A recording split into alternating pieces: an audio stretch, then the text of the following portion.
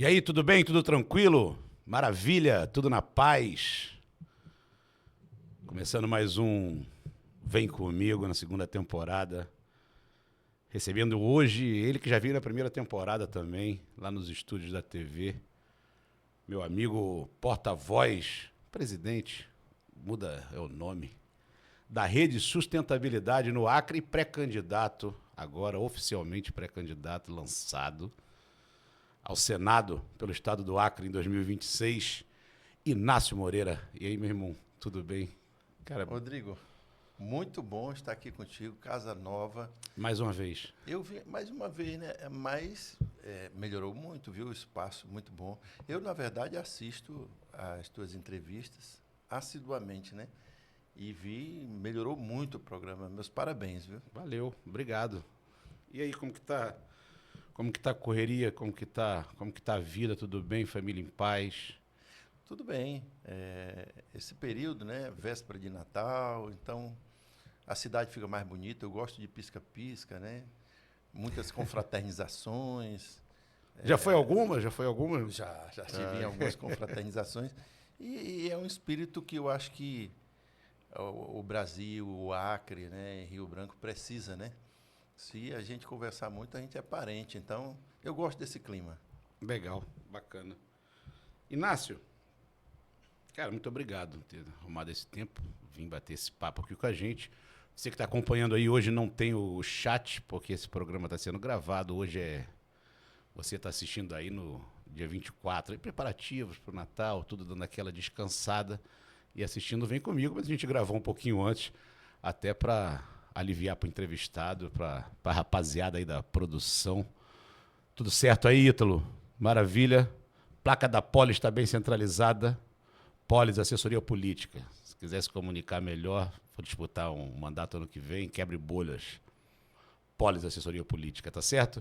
E você que está acompanhando aí, não tem chat hoje, mas pode dar aquela moral, se inscrever lá no canal, sininho e tal. Beleza?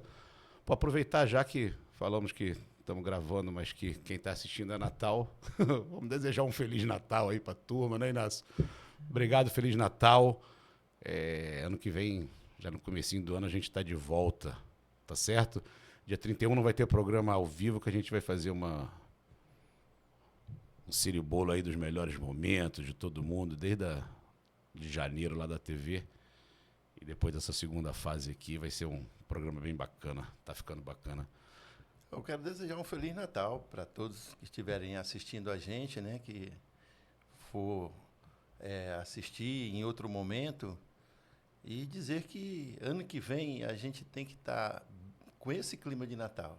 E quem sabe o Papai Noel vermelho, porque a gente não pode transformar essas disputas políticas e romper com questões que são culturais, né?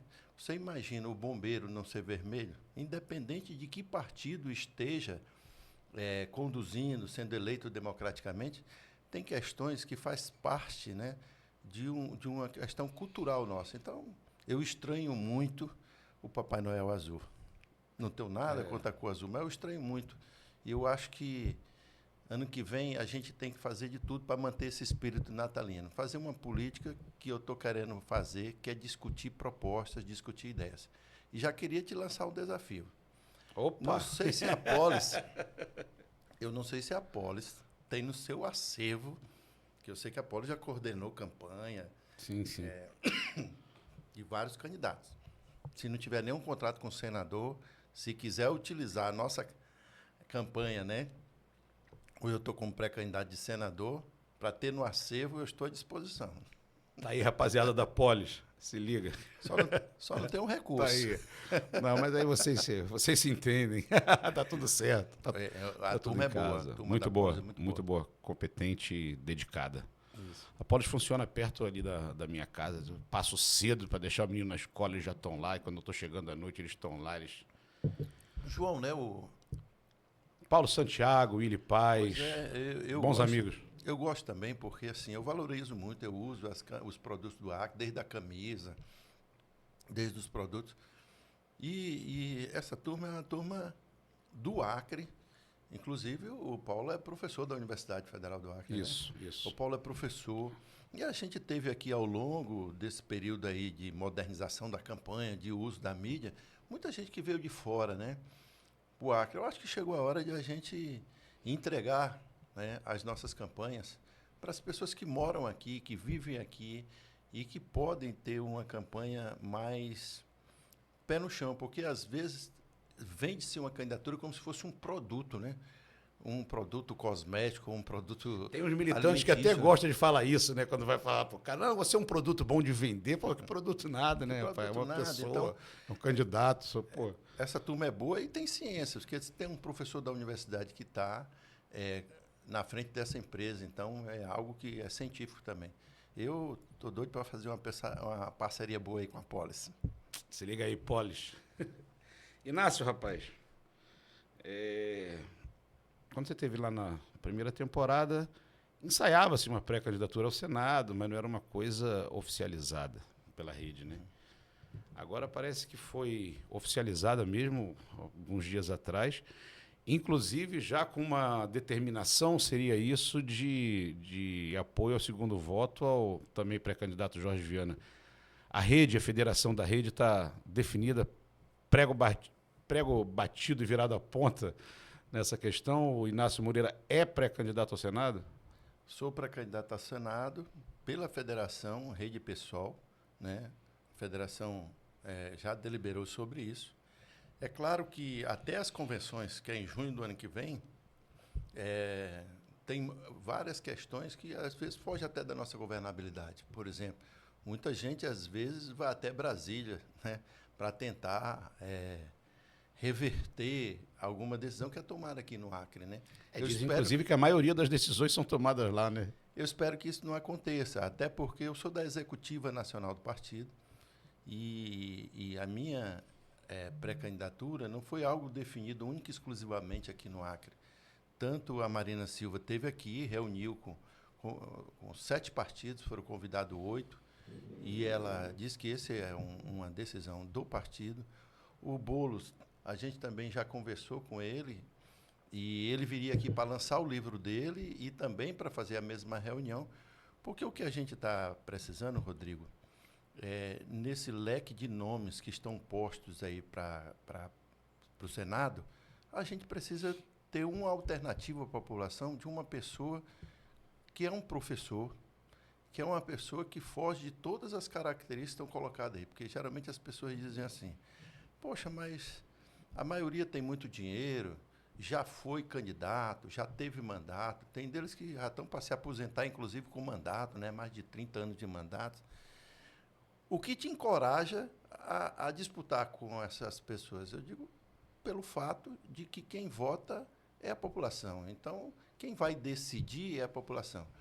E a gente está querendo participar desse processo, principalmente no debate de ideias. Se nós não vamos ter grandes estruturas, nós não temos como competir com... É uma verdadeira luta do Sansão contra o Golias, né? Então, assim, nós queremos discutir. Eu vivo nos supermercados, eu frequento os ambientes onde a população em geral frequenta, sofro, inclusive, da maioria dos problemas, moro aqui nas placas. Tradicionalmente, essa parte alta falta água, então a população vai ter essa opção, até porque são 2 votos, né? Sim. Você pode optar pelo candidato aí da razão, né? Que você tenha os seus motivos para votar, mas você pode também dar um voto do coração nesse cabo que é verde por fora e vermelho por dentro. Cuidado que não pode pedir voto ainda. Isso para o período, né? Inácio,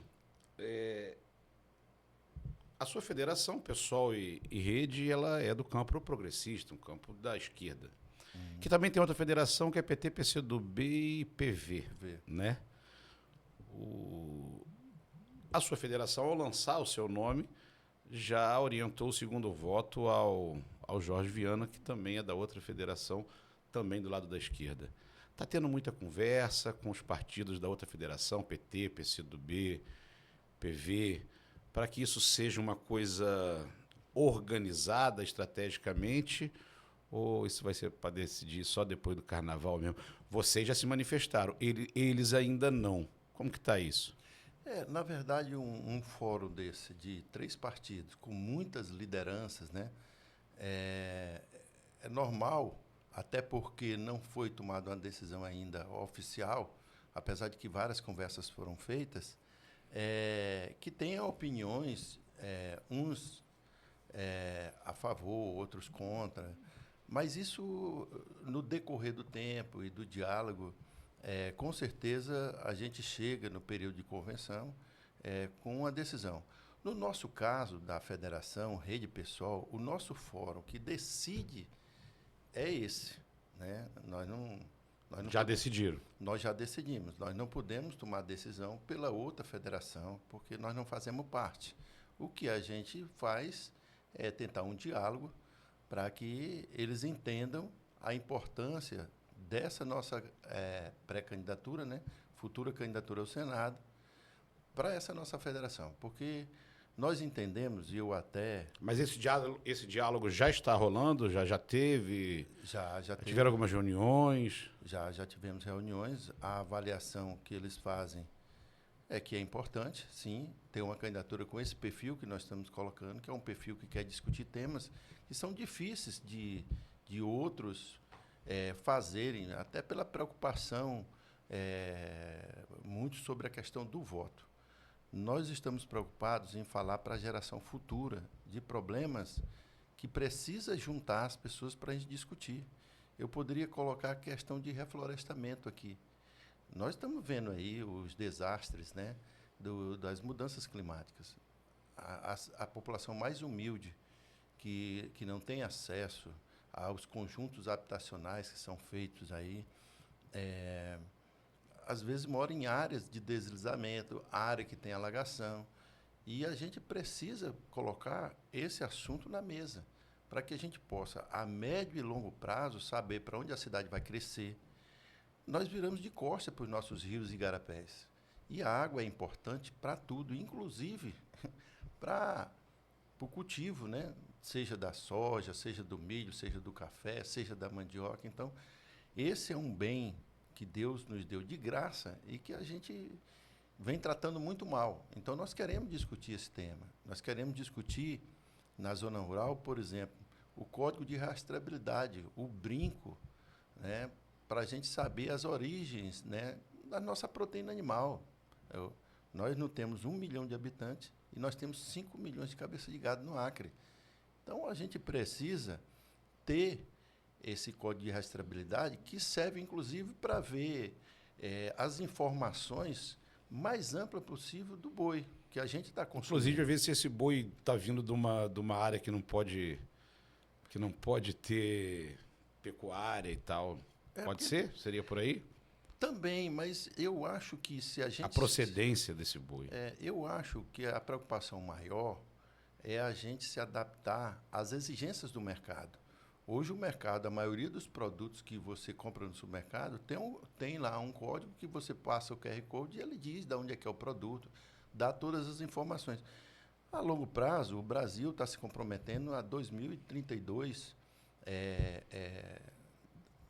Esse processo está em curso de, na questão da pecuária, ter essa rastreabilidade, que é um CPF, né, do boi. Né? Então, assim, nós precisamos se adaptar ao mercado, porque nós temos um boi verde, a qualidade da nossa carne é muito saborosa, né? Ela é importante também para a nossa economia, mas a gente precisa se adaptar a esse processo que é mundial. Então, assim, não adianta a gente ficar criando subterfúgios, nós temos que sentar quem cria o boi pelo seu tamanho. Tem, por exemplo, o pequeno produtor, que engorda aí no máximo 100 cabeças de boi. Será que ele tem as condições para aderir a essa tecnologia, para comprar esse brinco, né? Então, assim, se não tem, se esse é o corte, como é que vai ser? O Estado vai financiar para o pequeno produtor? Vai subsidiar isso, né? Vai subsidiar isso. O grande pode fazer isso, tem autonomia para fazer isso. Mas o importante é a gente sentar e discutir, porque ou mais cedo ou mais tarde, o Acre vai ser cobrado como os outros estados, principalmente dentro do bioma da Amazônia, sobre a rastreabilidade. Isso serve para tudo, não é só para o boi, né? Isso serve para as outras proteínas animais. A pessoa quer essa camisa, a fécula dela veio da onde? Então as pessoas querem O cada mercado vez está mais. ficando cada vez mais exigente, né? É. O...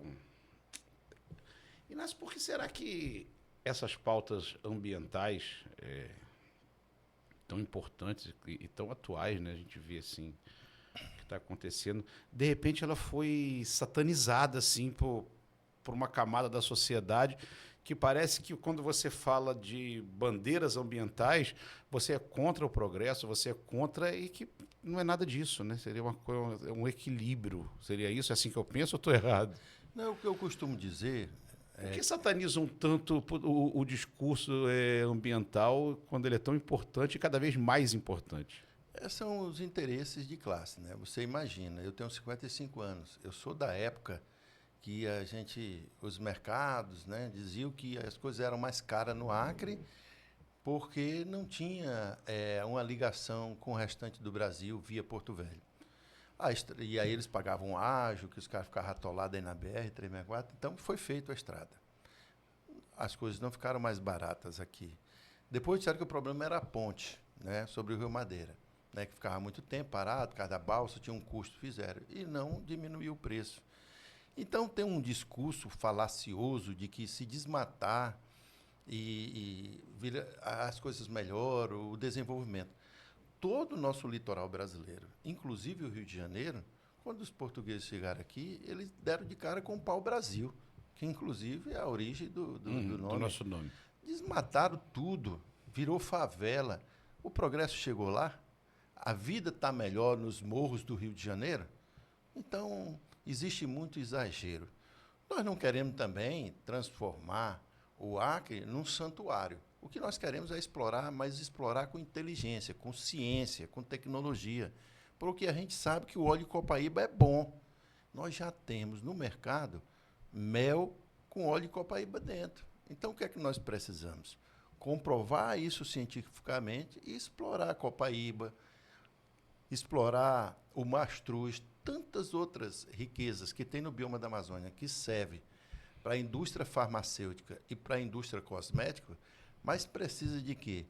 De ciência e tecnologia e precisa de estudos. Mas sem agregar valor aqui, eu acho que só a matéria-prima mesmo? eu acho que, por exemplo, o Senado poderia discutir com mais detalhes essa questão da Lei Rouanet.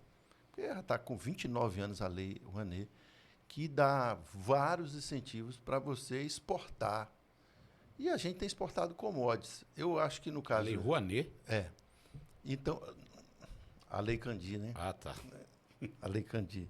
Então, é o seguinte, a gente precisa fortalecer o mercado interno. Eu acho que primeiro a gente tem que produzir para a gente dar segurança alimentar para a nossa população. Porque todos esses incentivos que é dado para que a gente se torne competitivo, para vender esse produto para fora do Estado, enquanto nós temos um mercado interno que precisa ser abastecido. Hoje, você tem dificuldade de encontrar na rede de supermercado, peça lá 1 quilo de carne moída de músculo. Você não tem. Porque é fibra e está sendo exportado. Então, assim, eu acho que a gente tem que fortalecer o mercado interno. Todas essas plantas industriais, todas essas nossas cadeias produtivas são importantes. A gente tem que sair daquele modelo de monocultura. Nós passamos 100 anos explorando a borracha. Depois já apareceu o açaí, agora tem o café que está aí na moda, tem a proteína animal.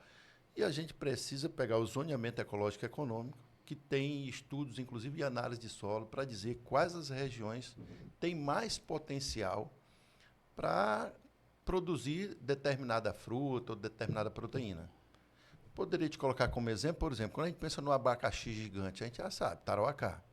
A farinha, aquela região de Manso Lima, Cruzeiro do Sul.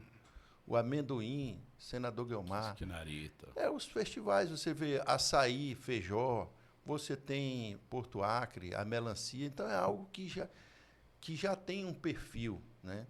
Você imagina Se você disser que está indo para qualquer estado do Brasil, postou isso nas tuas redes sociais, vai ter uma criança que vai lá dizer, traz uma farinhazinha para mim. Ainda bem que eu não uso rede social assim. Mas é a primeira Senão é demanda. farinha, tambaqui, picanha pedem bastante também, né? Traz picanha. Então, nós temos... Porque nós tem temos- lugares que a carne é bem ruim, né? As pessoas sempre pedem para levar uma picanha e tudo. Eu tive na Argentina e me falavam tanto que a carne argentina era isso.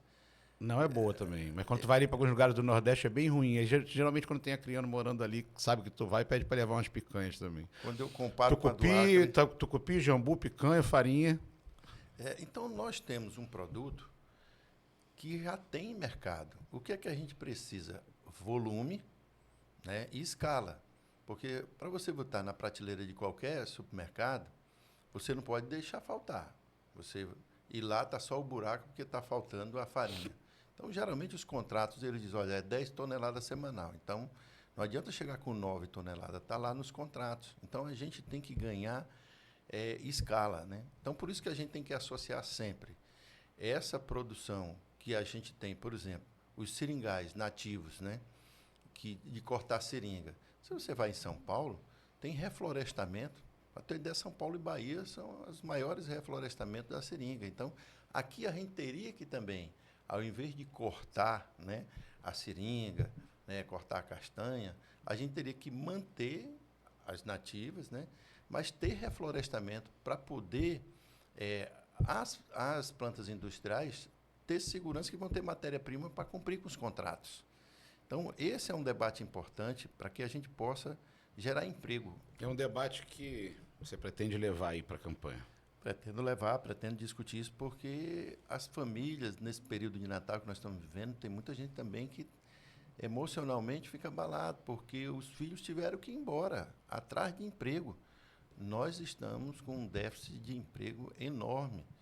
Eu fui candidato a vereador o ano passado, e eu cheguei no bairro e a rua estava toda emburacada. Eu comecei a falar dos buracos da rua, e a senhora dona da casa disse, olha, isso não é...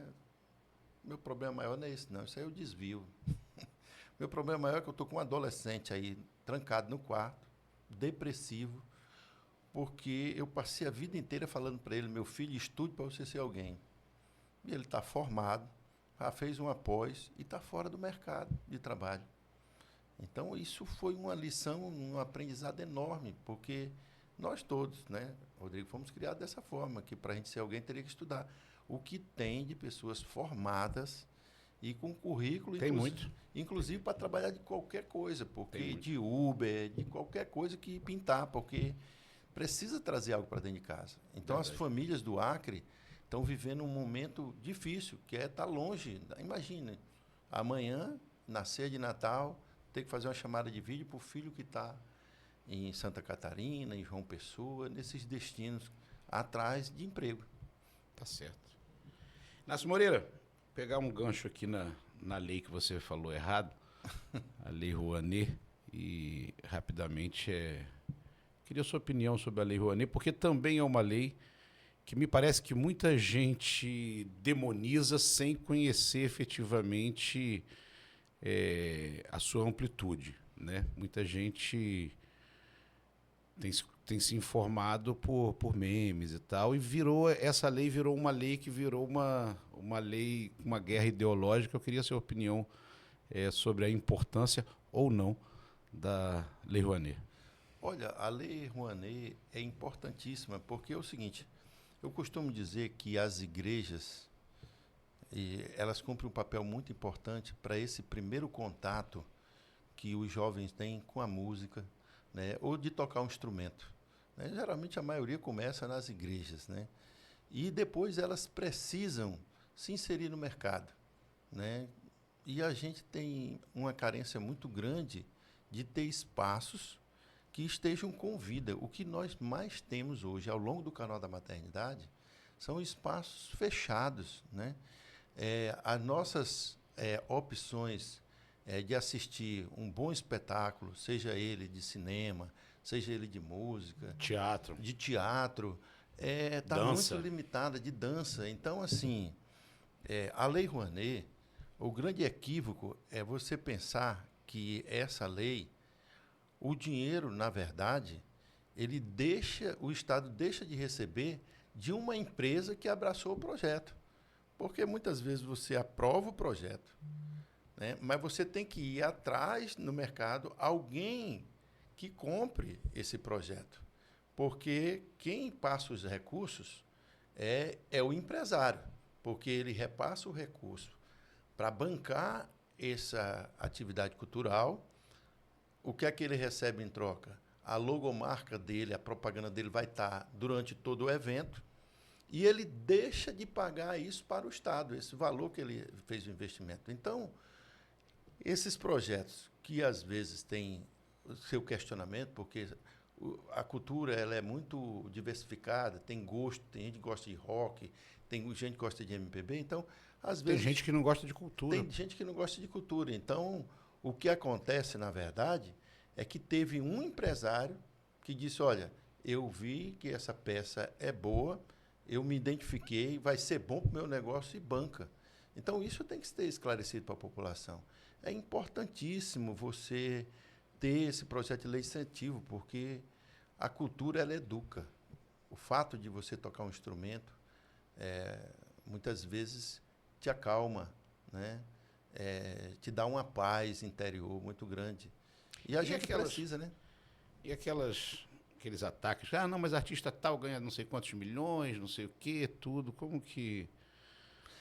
Esses artistas, por incrível que pareça, são os que mais ganham recursos públicos, inclusive sem ter o trabalho de apresentar projeto, porque o que tem de prefeitura, o que tem de governo de estado contratando de forma direta esses eventos, alguns deles inclusive de mau gosto, e é milhões e milhões. Se você pegar o ranking de... Que não precisaria nem da lei Rouanet, no caso. Eles nem utilizam a lei Rouanet, porque eles saem contratando. Quantos shows, quantos festivais aí tem que bancado pela prefeitura? Eu não sei se é o caso, mas também se você pega um artista A ou B, tal, de grande renome, e paga um dinheiro que valha o cachê dele, da banda, de toda a infraestrutura. Também as pessoas acham que é só o artista que ganha, né?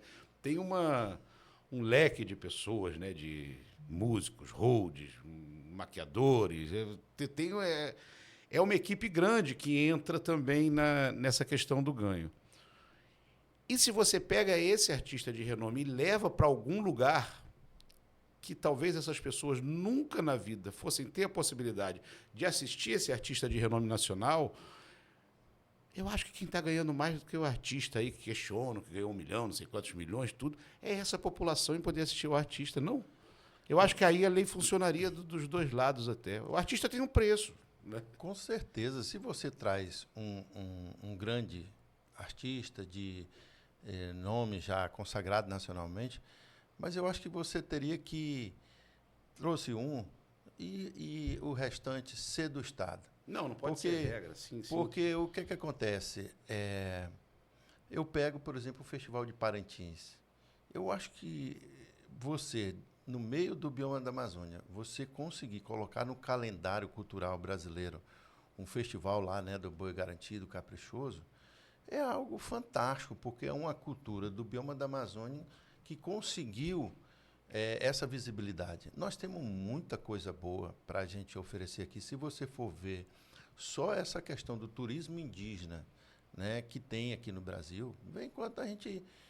o ator fulano de tal estava na aldeia indígena, vendo os rituais, né, indígenas e geralmente publica quando vai embora. Então, o turismo de aventura também. Eu acho que esse modelo do cowboy, né, ele tem sido replicado no Brasil inteiro, né? E o Acre poderia ser diferente. Nós poderíamos ter uma Expo Acre explorando mais as coisas do Acre, a nossa cultura, né? Isso não impediria de ter um grande cantor que viesse de fora, mas eu acho que a gente deveria ir dando uma guinada. Eu estou pegando como exemplo o Festival de Parintins. Tá. Ok. Eu acho que elas podem se completar, mas tudo bem, né? Eu também não posso podar as pessoas daqui mas, enfim, o importante é debater com conhecimento de causa e não com memes, como vem sendo feito aí na maioria das situações. As pessoas discutem, viram uma loucura, né? Isso. Inácio, bom amigo Inácio, porta-voz da rede, né? O presidente é a mesma coisa, muda o nome, né? Tá certo.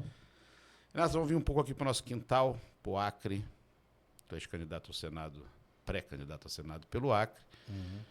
E Gladson na iminência, está sendo julgado, o STF já parece que cancelou tudo. Como, depois de tudo isso, você avalia esse final de governo Gladson, de uma forma ou de outra? Tudo leva a crer que ele se afaste em abril para ser candidato ao Senado, favorito em todas as pesquisas, por sinal. E como que você avalia esses 2 mandatos aí, 1 mandato e meio do governo Gladson? Olha, a minha avaliação é que o governo Gladson começou com uma agenda. Você lembra das falas dele, né? Eram as falas muito fortes com relação, inclusive, às multas, né? Com essa pauta ambiental, né? E depois ele foi dando uma guinada, né? Mas é um governo que mostrou ao longo desses 8 anos que ele vai tentando se adaptar, né, à rotina do dia a dia. Não é um governo que tinha um planejamento, que sabia onde estava e onde queria chegar, né? Então, das questões ruins, como a pandemia dos 2 anos, mas também foi na pandemia que o Congresso definiu que estava suspenso o pagamento das dívidas dos estados, independente de ser estado aliado ao governo federal ou não. Isso ajudou, né? Ajudou o Acre, essa suspensão das dívidas. Agora, no final de governo, existem muitas questões que todo mundo que trabalha no executivo, né, ordenando despesa, é um período que as portas vão se fechando de um ciclo e tem que ter muitas respostas para questionamentos que são feitos pelos órgãos de controle, né? Então, ele entra nessa fase agora de prestar conta dos 8 anos. Porque, às vezes, quando você está no primeiro mandato e se reelege, né, fica um mandato aí de 8 anos, mas que agora chega uma hora da prestação de conta. E todos esses processos que ele tem passado, respondido, que está em questionamento pela Justiça, ele vai ter que agora prestar conta de uma forma mais, eu diria, oficial, né? Porque são questionamentos que estão sendo feitos pela Justiça. Tá certo. Vou passar 2 recadinhos para você aí agora. Primeiro é da Sete Limpe. Ítalo, já bota a barra da Sete Limpe aí embaixo, sabe por quê? Porque a Sete Limpe, em R$100, que você comprar em qualquer material de limpeza para sua casa, para o seu escritório, para sua indústria, para o seu comércio, a Sete Limpe entrega em qualquer lugar de Rio Branco de graça, tá certo? Se quiser alugar aquelas enceradeiras, máquina de alta pressão para lavar quintal, carro, Sete Limpe, tá certo? E se você quiser fazer farda para sua empresa, para o seu negócio completo, para jogar campeonato aí no final de ano, começo de ano, a dica é Malharia CNT. Barra já está aqui embaixo também, CNT não tem erro, tá certo? Posto Talma, do outro lado da rua. Lá tem também para você que gosta de malhar umas roupas fitness, tal, de academia, bem bacana. E, sem dúvida, o melhor custo-benefício para a farda da tua empresa. Malharia CNT, a barra está aqui embaixo, tá certo? Valeu Sete Limpe, valeu CNT pela parceria. Passa lá na CNT e tenho certeza que você vai fazer um bom negócio, tá certo? Um abraço lino aí da CNT. Inácio, continuar aqui um pouquinho no nosso quintal. E para o governo, rapaz. Para o governo, a gente está vendo aí o Alan Rick, senador Alan Rick, toda a pesquisa despontando. O Bocalon, que foi o único que ainda não se firmou como pré-candidato, mas para mim é o que se comporta e se coloca mais como candidato, é o mais candidato de todos eles. Tem até agenda, exatamente. E a vice-governadora Maiusa Cis, que daqui a pouco tempo vai ser efetivada, governadora. Esses 3 têm protagonizado os debates das praças, botequins e cafés, e só falam desses três, mas tem despontando e crescendo, parece que chegou a 5%, 6% na última pesquisa que eu vi, também tem pesquisa toda hora, mas a última que eu vi, quase 6%, que é o do Dr. Thor, que o Dr. Thor é do PT, é isso? PSB. PSB, tá certo. Que seria o candidato que talvez pegasse e abraçasse todos esses partidos do campo da esquerda, inclusive os dois pré-candidatos ao Senado, Jorge Viana e Inácio Moreira. A tendência é essa, que o Dr. Thor seja o candidato ao governo? Não, isso aí, na rede e no pessoal, não é mais tendência. A gente já também decidiu que nós vamos caminhar com o Dr. Thor, né? Ah, é? Nós vamos caminhar Porque com o pessoal Dr. Thor. teve um pré-candidato tem um tempo, mas agora já se... O pessoal, numa conversa da direção, porque o GEMI também é da direção nacional da rede, com o Boulos. A tradição do pessoal, você lembra que há 4 anos atrás eles tiveram o professor Nilson, candidato a governador, e o Sanderson Moura, candidato ao Senado. Então, eles têm uma tradição de lançar candidatura, mas a gente teve a oportunidade de ter uma conversa com o Dr. Thor. O Jamir ficou impactado positivamente com a conversa que ele teve com o Dr. Thor, porque o Dr. Thor é uma pessoa que, do ponto de vista pessoal, muito bem resolvido, né? Ele é um médico, né? Que atua... teve um trabalho muito bacana saúde, na né? pandemia, né? Teve um trabalho Se fantástico destacou na na pandemia. É professor da Universidade Federal do Acre. Então, se você olhar assim para o Dr. Thor, você poderia dizer o que às vezes as pessoas dizem: olha, mas fulano está com a vida resolvida e tal, o que é que vai ter que se meter com a política? Então, o Dr. Thor tem emprestado o nome dele para essa disputa, eu acho que o Jamir percebeu muito isso. Você conversando com o Dr. Thor, você vê que o Dr. Thor tem uma preocupação muito grande com o ser humano. Foi o que a sociedade acreana viu isso no período da pandemia. Ele se abraçou com o problema, foi para dentro dos hospitais, né? E é uma pessoa que dificilmente, se você tiver a oportunidade de ter uma conversa com o Dr. Thor, você não abraça aquela candidatura. Então, nós tomamos uma decisão, a Rede de Sustentabilidade vai caminhar com o Dr. Thor, né? Já estamos caminhando nesse período de pré, né? Caminhando à disposição para a gente dialogar, para a gente trocar ideias. E nós estamos com muita esperança de que o Dr. Thor é uma candidatura que se abraça com a ciência. Nós não vamos ter, no ano que vem, discussões que, do ponto de vista das redes sociais, dá muito like, mas muito baseado em fake news. O Dr. Thor é um homem da ciência. Então, nós já estamos com o Dr. Thor. A tua segunda pergunta sobre o Senado: por que nós resolvemos definir logo o nosso caminho? Porque é o seguinte: nesse período, há muitas barganhas, muitas negociações, muitas discussões que a população está de saco cheio disso. Você percebe que hoje é até difícil de a gente diferenciar o que é direita e o que é esquerda. Porque um dia desse, o Bocalon era secretário do governo do Jorge Viana. Um dia desse, o Alan Rick compôs, né, o governo do Tião Viana, inclusive com a Secretaria de Saúde. O primeiro suplente dele foi secretário de Saúde, né? Então, o Acre, ele precisa, porque às vezes se faz uma campanha jogando pessoas contra pessoas, né? Com falsos debates. O que o Acre, o que o município de Rio Branco, ou os 22 municípios precisam, é de que aquecer a nossa economia para gerar emprego. Economia é recurso, é dinheiro. É disso que a gente precisa. Não dá para a gente fazer uma discussão com questões supérfluas sobre opção sexual, sobre banheiro, sobre esse tipo de coisa. E quando nós tomamos essa decisão, nós definimos também o Jorge Viana para o Senado. Você vai me perguntar: Inácio, por que o Jorge Viana para o Senado? Primeiro, por todos os cargos que ele ocupou e o que ele apresentou como um produto final, quando ele foi prefeito, quando ele foi governador, né? Ele tem algo para mostrar. embora isso já faça parte do passado. A maioria dos jovens que forem assistir o nosso programa nem lembra mais disso. Agora, o que é que ele pode apresentar para o futuro? Isso é que nos convenceu.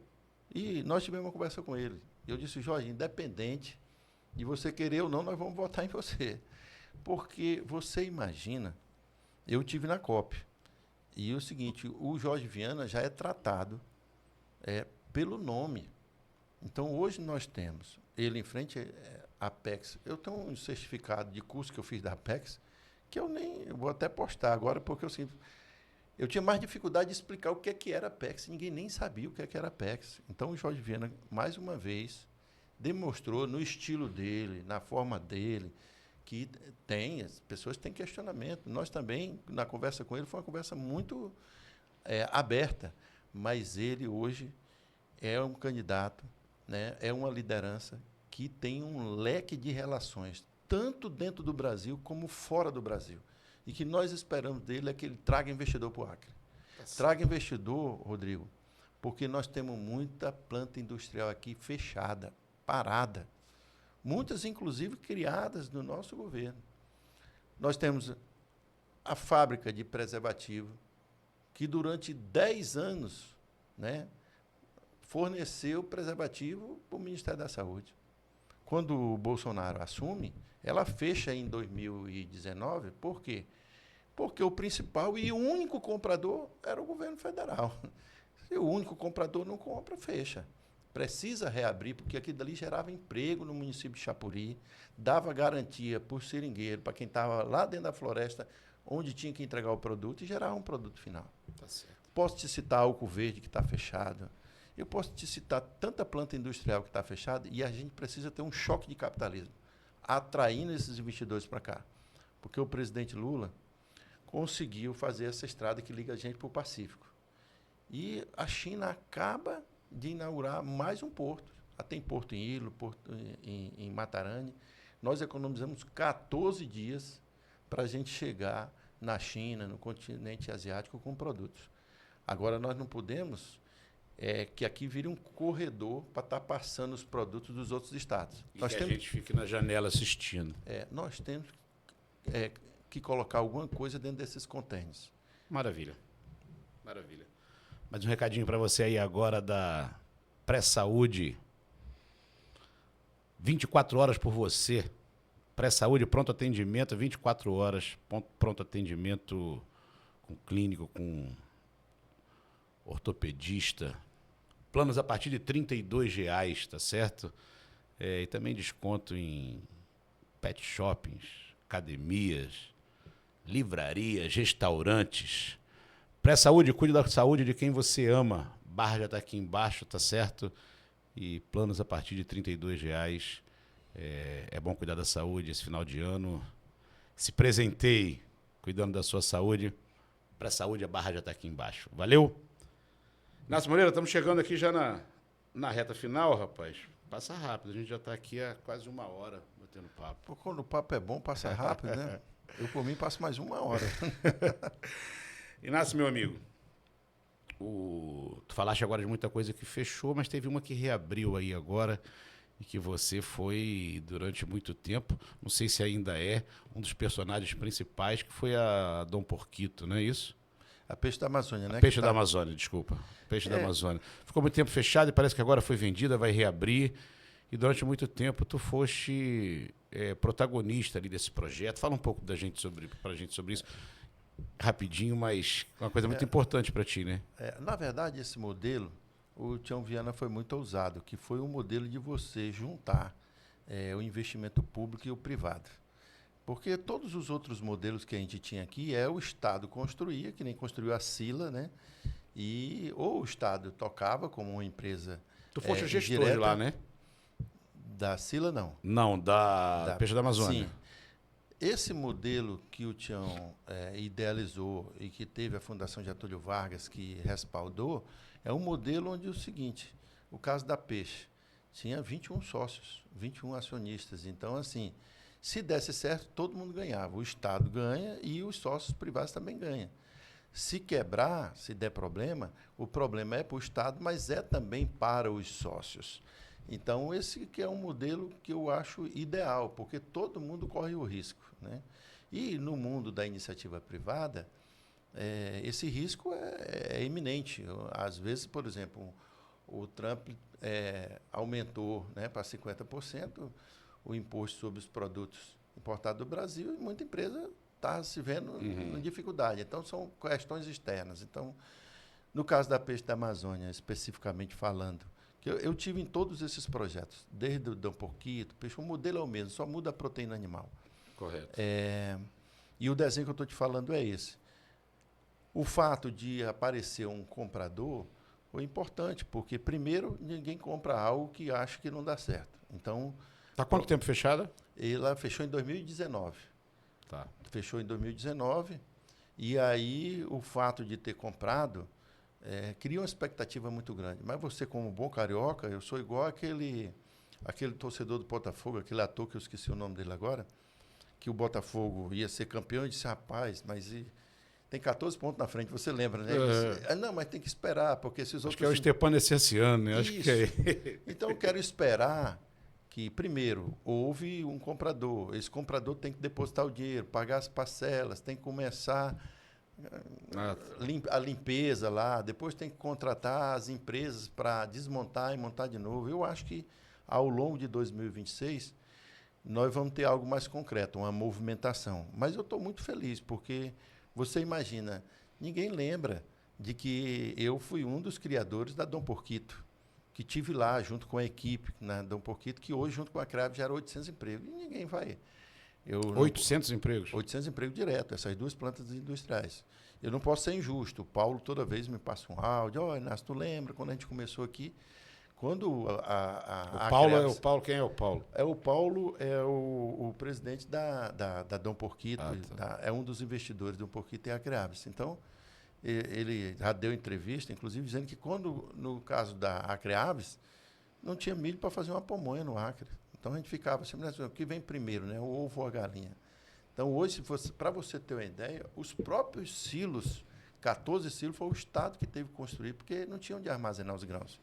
Hoje, só de Rio Branco para Brasileia, a iniciativa privada está gastando mais de 100 milhões em silos privados. Você vai daqui para Brasileia, você vai encontrando silos nas fazendas. Então, por quê? Porque hoje você tem segurança, que você tem um mercado interno para vender, tem Granja Carijó que compra, né?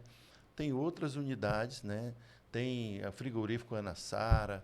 Então, assim, gera emprego.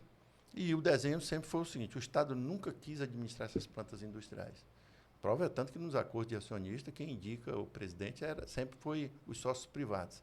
A ideia do Estado é o seguinte, rodou, compra as ações do Estado, o Estado saía do negócio, se capitalizava para organizar outra cadeia produtiva. Né? Então, esse foi o desenho. Então, eu acho que todo mundo lembrava do Inácio da Peixe da Amazônia, porque ela tinha falido. Agora, vamos ver, se Deus quiser, der tudo certo, pelo menos isso sai do meu currículo, né? Ela voltando a funcionar. Maravilha. Show de bola. Inácio, a gente tem, já desde a primeira temporada, você sabe como é, um quadro aqui chamado 0 a 10. Tu lembra disso? Na primeira temporada eu vou falando alguns nomes assim, tu vai dar umas notas para eles e justificar mesmo. Certo. Pode ser? Vamos lá. No oferecimento da Isal, contabilidade, assessoria contábil para pessoa física e para pessoa jurídica, para sua empresa. Isal Gestão de Pessoas, a Isal RH, o maior banco de currículo do Estado, capacitação da sua equipe e também da Finoaço. 5 anos está fazendo a Finoaço já em Rio Branco, Finoaço, acessórios e aço, acessórios em aço, hipoalérgico. Shopping, depois da Vila Trampolim, na loja colaborativa Empório e Arte, Finoaço, Natal, final de ano, férias, presentei quem você ama, tá certo? Então, no oferecimento da Isal RH, Isal Contabilidade e Finoaço, 5 anos, 0 a 10. Vamos lá? Vamos lá. Gladson Cameli. Olha, eu vou primeiro fazer uma observação. Eu sou professor. E nós, professores, como vamos avaliar um aluno, a gente leva em consideração vários aspectos. Não é só a prova em si, se ele respondeu as 10 perguntas certo ou errado. Eu dou para o Gladson 6, nota 6. Por quê? Olha, porque o Gladson, a forma de ele governar é uma forma que, pelo menos, é o meu entendimento, ele dá muita liberdade, né? Talvez para alguns isso seja um defeito, mas ele dá muita liberdade. E um administrador que dá essa liberdade, ele dá oportunidade para as pessoas. Eu, por exemplo, moro nas Placas, sou um simples professor e consegui ocupar o primeiro escalão do governo da Frente Popular, porque também deu oportunidade, né? Porque, do ponto de vista técnico, eu já trabalhei na iniciativa privada, Souza Cruz e tudo, mas tem muitas pessoas que a universidade forma a cada ano, né? E, às vezes, não tem oportunidade. Eu vejo que ele delega muita responsabilidade. Claro que isso é um risco. Quando você delega num governo, num estado que depende muito do governo, você corre risco de repente, quem você delegou fazer uma besteira, cometer um problema que acaba caindo em quem delegou. Ou seja, acaba caindo no próprio governo, né? Tá certo. Márcio Bittar. Olha, eu conheço o Márcio Bittar desde a minha adolescência, quando ele era do PCB.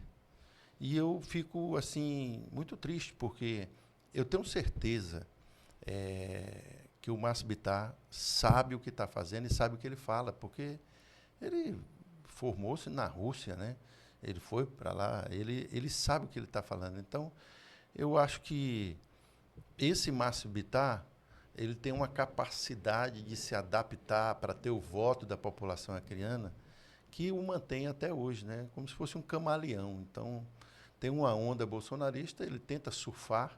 Eu acho que, inclusive, ele vai ter problema, porque é uma onda bolsonarista que vem caindo gradativamente aqui no Acre. Quem já teve 80% dos votos, hoje acho que não chega a 50%, e ele tem surfado dessa forma. Então, eu fico triste, porque você fazer política dessa forma, você tem data e horário para você ser apagado da história, né? Porque não fica, né?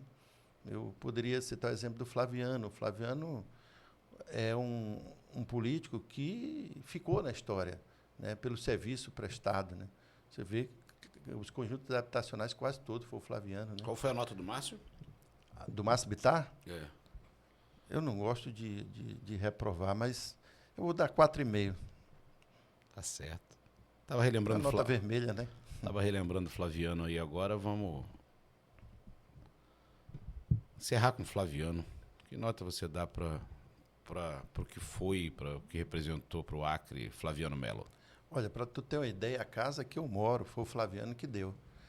Porque o conjunto Raimundo Melo, ele é nas placas. Eles são 4 quadras, 1, 2, 3 e 4. Eu moro na quadra 4 e era um terreno. E foi feito um sorteio e minha mãe, que já era do segundo casamento, com 5 filhos, a gente tinha, como é que se diz, atestado de pobre, né? Estava no CAD único e a gente recebeu. Então, assim, já é algo muito forte. Eu tive a oportunidade dele vivo a gente falar sobre isso. Mas também eu fui presidente da Associação de Moradores do Bairro das Placas e depois ele privilegiou o que a gente chamava de invasão, que foi o Raimundo Melo. Quem não foi sorteado criou o bairro, né? Raimundo Melo, e ele contemplou lá e o nosso bairro, na época, ele não contemplou. E a gente pegou uma briga boa, mas é um democrata. Eu acho que, por exemplo, se você der uma olhada no Acre, você vê o Teatrão, que foi o Flaviano Melo, a Fundação Hospitalar, os conjuntos habitacionais, né? Ele tem muita entrega. Porque eu acho que o que a população tem que avaliar no político não é só o que ele diz. Porque o Marx diz que é o seguinte, que a prática é o critério da verdade. É o que é que ele entregou de fato e de direito. E o Flaviano entregou muito, tanto do ponto de vista para a democracia, porque o MDB abrigou todos esses partidos.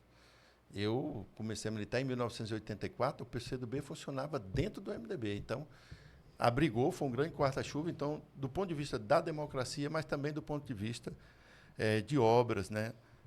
Eu lembro das caixas d'água, a gente pensava que era disco voador, né? Aquelas caixas d'água modernas. Imagine se não tivesse essa intervenção dele, como é que estaria o problema de água hoje. Então, o Flaviano, eu não vou dar 10, mas eu dou um 9. Um 9 para o Flaviano. Para finalizar, mais bate-bola, prefeito Tião Bocalon. um turrão, né? É um turrão. O Bocalon, ele tem muito problema com a democracia, de ouvir as pessoas, né? Ele faz do jeito dele, da forma dele, né? E eu acho que a gente tem que preservar isso, porque é dinheiro público, são decisões para onde a cidade vai crescer, o que é prioridade ou não é prioridade. Então, eu acho que ele deveria ouvir mais, né? Porque essa forma que ele conduz é uma forma que um município que tem pouco recurso precisa priorizar. Esses elevados, eu acho que são obras faraônicas, e uma coisa muito do ponto de vista pessoal, querer botar, né? Bete Bocalon, para afirmar o nome Bocalon. Eu tenho muita dificuldade em dar uma nota que não seja vermelha, né? Ele gosta tanto do azul, né? Mas no caso dele, eu vou dar uma nota vermelha também, um 3,8 para ficar Ficou ali atrás do Márcio, do Márcio, pertinho. tá pertinho. Tá Porque certo. eu acho que o Márcio é mais inteligente do que ele. Tá certo, opa. Ítalo, meu amigo, tá bom de 0 a 10, vamos voltar lá para... Inácio, rapidamente aqui agora, a gente estava falando, batendo papo aqui sobre as eleições que vêm, uma leva desse campo mais da esquerda que defende 2 candidaturas, outra que defende só uma. E o ex-prefeito Márcio Batista esteve aqui no programa. Ele é presidente do PCdoB aqui em Rio Branco. Ele falou assim que ele defende 2 candidaturas ao Senado. Tem a do Jorge, tem a... O vindo do Márcio... Falou uma questão pessoal, vai ser muito discutido ainda, mas eu, pessoalmente, sou mais simpático a 2 candidaturas. Vindo do Márcio, o Márcio, eu acho que ele é mais novo do que eu, 2 anos. O Márcio me deu muita oportunidade, inclusive, de coordenar uma campanha dele que ele saiu vitorioso. E foi um gesto que até hoje eu agradeço, porque nem sempre você tem a coragem de entregar uma coordenação de campanha para qualquer pessoa. Então, eu sou grato ao Márcio. E essa fala dele, ela vem colada com a história do Márcio. Porque o Márcio é filho da Maria Rita, uma das fundadoras do PCdoB. Então, o Márcio nasceu o útero vermelho, já nasceu, né, no PCdoB junto com a mãe dele e vivenciou muita coisa boa. Da nossa geração, o Márcio teve o privilégio de ser eleito vereador, ser líder do prefeito Angelim, ser vice-prefeito, ser secretário municipal de educação. Então, com certeza, hoje ele sabe, eu acho que ele deve fazer uma autoanálise de muita coisa boa que ele aprendeu e de muita coisa que eu acho que ele não faria de novo. Então, uma opinião dele, para mim, tem peso 2. Maravilha. Eu concordo com ele que o ideal é a gente ter 2 candidaturas. Até porque, Rodrigo, essa eleição tem um número grande de candidatos ao Senado. E quem ganhar essa vaga, muita gente diz que uma vaga já é do Gladys, essa segunda vaga vai ser nos detalhes. E aí, esse voto mais à esquerda vai votar no Jorge Viana em quem mais? Né? Vai por osmose, por exemplo, para o Petacão. Muita gente diz que o Petacão está morto. Será que está mesmo? Com a memória eleitoral que ele tem, com a estrutura que ele tem, inclusive de emenda parlamentar, sem contar que tem um partido PSD bem estruturado. Eu acho que é o partido mais bem estruturado de todos, porque tem um estúdio que dá para gravar, tem estrutura de som, tem uma estrutura para fazer reunião. Então, assim, cada um vai fazer suas contas. Maravilha. Eu estou igual aquele cara que está no deserto. Eu tenho que cuidar do meu carro, da minha direção e do meu rumo. Eu não posso me preocupar com as outras candidaturas. Tá certo. Inácio, então vamos lá, assim, meio que... Agora, para finalizar mesmo, vamos botar num hipotético segundo turno para governo 3 candidatos. Resposta bate-bola. Se você tivesse a oportunidade hoje de votar num segundo turno para 3 candidatos, hipoteticamente falando, Bocalon, Alan Rick ou Maílza, e por quê? Eu tenho uma questão que é o seguinte, eu já estou com ela pronta, porque nós não vamos ficar neutros nessa discussão. Eu tenho as propostas da rede. Já é para, inclusive, eu acredito que o Thor vai para o segundo turno, mas o seguinte, quem assinar embaixo das propostas que a rede e que nós vamos estar defendendo, eu não digo em todas, por exemplo, de 10 propostas, quem fechar com o maior número, nós vamos apoiar. A nossa aliança no segundo turno vai ser uma aliança em cima de um programa, de uma proposta. Programática, né? Programática. Então, nós vamos estar abertos para dialogar. Todos os três são bolsonaristas. Então, é o seguinte, não são do nosso campo, né? Mas eu também não vou ser irresponsável de dizer, olha, está liberado, vote quem quiser, ou senão voto nulo. Na democracia, a gente tem que dialogar, mas o nosso critério do diálogo vai ser a proposta. Poderia te citar duas. Cuidar dos nossos rios e igarapés e fazer um reflorestamento urbano e rural. Essas duas propostas, para a gente, são fundamentais. As cidades não podem continuar de costa para os nossos rios e igarapés. Nós temos que cuidar dos rios e igarapés. Você que acha que vai estar no segundo turno, para dialogar com a rede, tem que dialogar com esse tipo de conteúdo para ter o nosso apoio no segundo turno. Maravilha. E agora, para finalizar mesmo, Flamengo foi primeiro tetra brasileiro da Libertadores, e eu te pergunto, o Lula vai ser o primeiro tetra eleito presidente da República? Você acha que ele é candidato ano que vem, que ganha a eleição, que não é candidato, ou que é e talvez não vença? E aí, o que é que você vê para a eleição presidencial em 2026? Eu acho que o Brasil precisa de mais um mandato do Lula, porque o Lula, pela sua origem, ele é um negociador, um pacificador, porque o PT não administra o Brasil, embora o presidente Lula seja do PT, mas não tem maioria no Congresso, não tem maioria no Senado, e o Lula consegue dialogar. Ele tem dentro do governo dele o próprio PP, União Brasil, então é um governo de coalizão. E a pessoa mais indicada, que fez isso muito no movimento sindical, de discutir os interesses do empregado e do patrão, e teve essa habilidade, é o presidente Lula. Eu acho que ele deve fazer esse próximo mandato, mas já viabilizando, por exemplo, um João Campos, uma outra liderança nova, para que possa assumir. Mas o Brasil ainda está muito tensionado.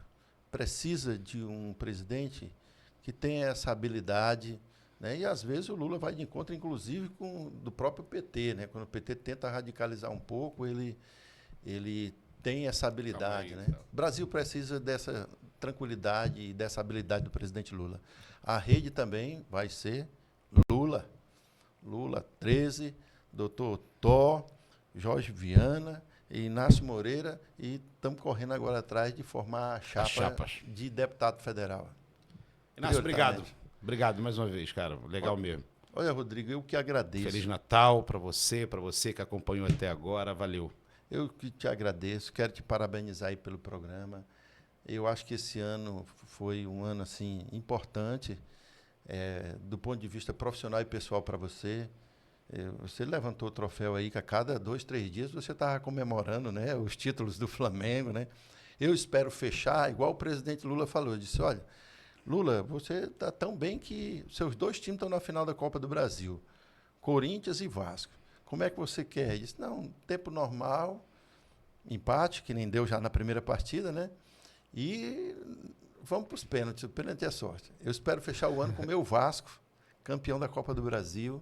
E eu te desejo, cara, muita sorte, muito sucesso, saúde e paz para você e para sua família no ano de 2026. Igualmente, obrigado. Para você também, Feliz Natal, tudo de bom. Quarta-feira que vem a gente está de volta, mas quarta não vai ter, dia 31, não vai ter programa aqui ao vivo, com chat, tudo. A gente está organizando os melhores momentos, desde lá da primeira temporada, tudo, fazendo um apanhado bem bacana para finalizar o ano. Primeira semana de janeiro a gente está de volta. Valeu! Se não se inscreveu, se inscreve lá e até semana que vem. Tchau, tchau.